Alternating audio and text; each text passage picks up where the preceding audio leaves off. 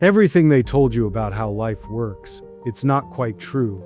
I know that sounds harsh, but somewhere along the way we inherited a story about success, happiness, love, and we started living inside that story without ever asking if it was real. For me, the illusion started to crack when I lost the people I loved most. River, my friend, my brother. He was 23. People told me everything happens for a reason. He's in a better place. They said the words they thought they were supposed to say, but none of it felt true. Then Ava, my little girl, she never even got to breathe. People said, "You'll have other children. This is God's plan. Stay strong," as if breaking down was wrong, as if grief was something you fix instead of something you feel. And then Jennifer, a car accident, gone. 3 people who held my world together, just gone. Real success is simpler. It's learning to let go, to be okay with what you have, with who you are.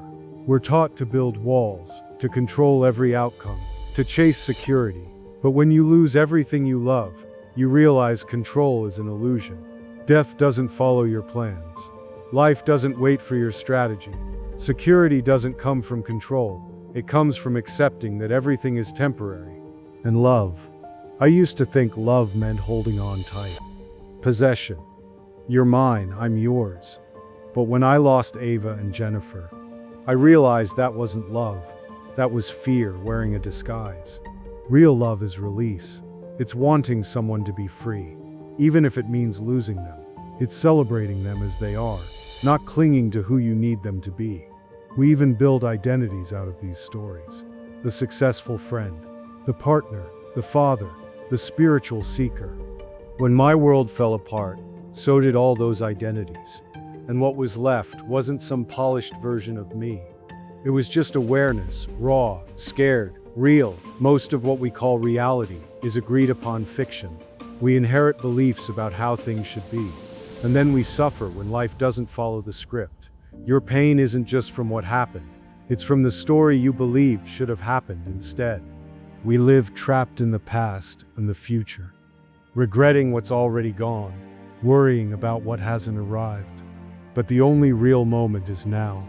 This breath, this heartbeat, this conversation. We try to control outcomes, but we can't. We treat death like failure, but it's not. Death is the thing that gives life its weight. It's because everything ends that every moment matters. Holding River's hand, Ava's tiny heartbeat that never came, Jennifer's last breath. Death stripped away everything false. What remained was simple: love, presence, connection.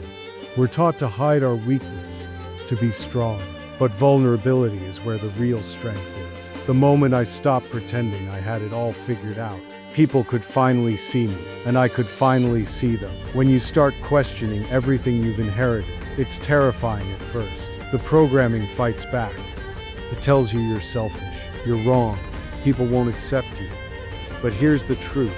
The ones who reject you for being real were only ever connected to your mask, not to you. And the ones who stay, they'll finally meet the real you.